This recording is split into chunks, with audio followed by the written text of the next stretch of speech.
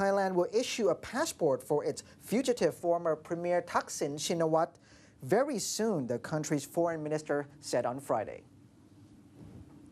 Thaksin, who remains a hugely divisive figure, was deposed by the army in 2006 and lives in self-imposed exile overseas to avoid prison on a conviction for corruption, and he contends is politically motivated.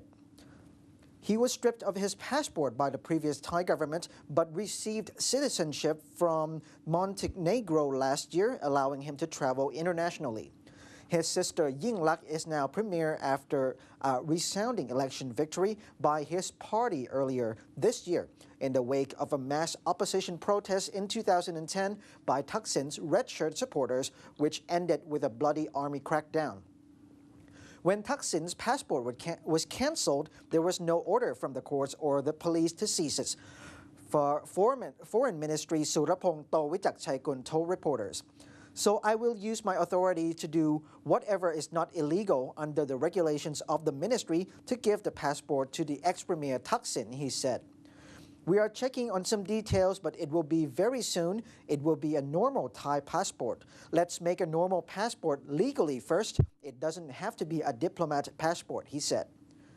The move is certain to anger Thaksin's enemies, already irked by the opposition's suggestion of an amnesty for political figures, including the ex-prime minister.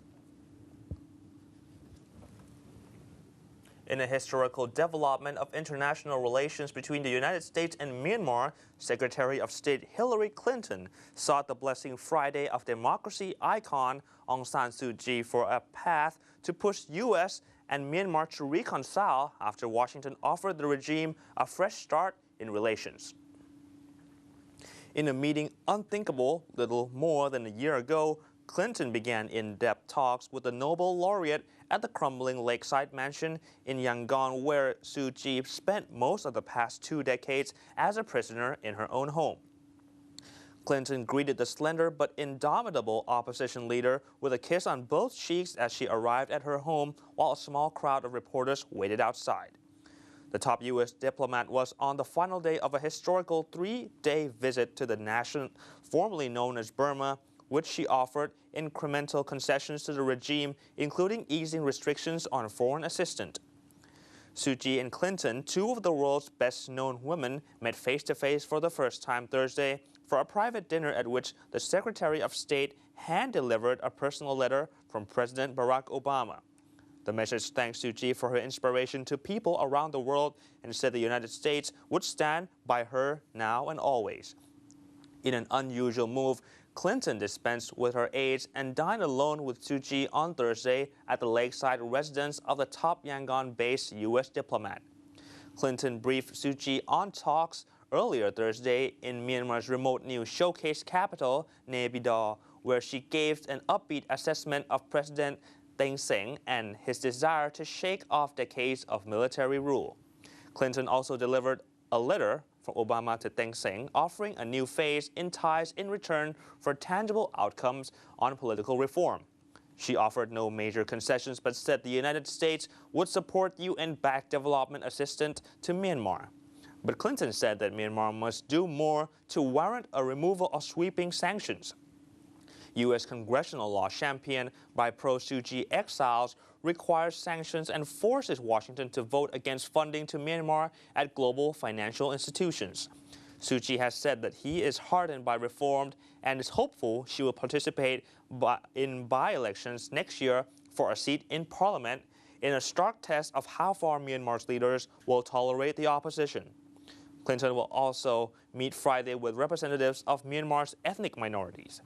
Myanmar has some of the world's longest-running civil wars with armed ethnic rebels, and there are widespread allegations of right abuses involving the military, including rape and forced labor. Briefly summing up her trip, Clinton also urged Burma to cut illicit ties with North Korea and said the regime had to give assurances it was not cooperating with Pyongyang. She also urged Burma to end ethnic violence and put a stop to some of the world's longest-running internal conflicts, and said the U.S. would open talks with Burma to start joint searches for the remains of troops killed in World War II.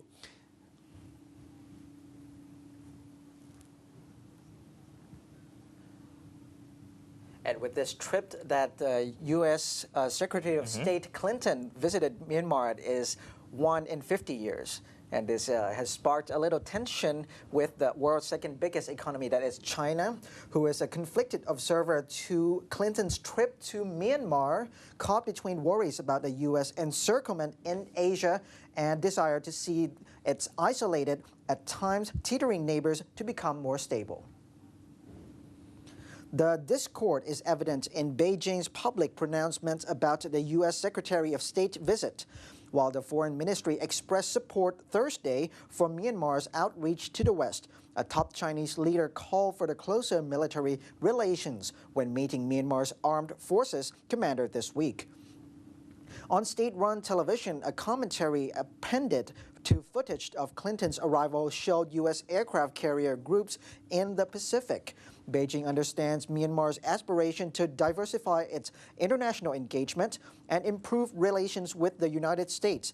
However, Beijing doesn't wish to see these goals achieved at the expense of China, said Sun Yun, an expert on China's foreign relations at the Brookings Institution in Washington. Now, as Myanmar's largest economic partner, with $4.4 billion in trade last year and nearly $16 billion in total investment, China has unmatched reach. Its state companies are extracting minerals and timber and investing in dams and pipelines. Chinese food products, medicines, and other goods flood Myanmar's markets. The Chinese are surprised by the changes in Myanmar. They misunderstand our country, our people, said Aung Jaw-Saw, a former Burmese Communist Party strategist who lives in the Chinese border of Ruili. They have good relations with the government, but not with the people of Myanmar. There's a more and more anti-Chinese sentiment among the people and among the army. Further unnerving to Beijing is that Myanmar's tentative rapprochement with Washington comes amid a push by the Obama administration to strengthen ties with other countries on China's periphery as a hedge against its rising power. Though better relations with Washington may allow Myanmar to reduce its dependence on China and give it some bargaining power, ultimately Myanmar experts say any distancing is limited by geography and by the pools of ready Chinese investment.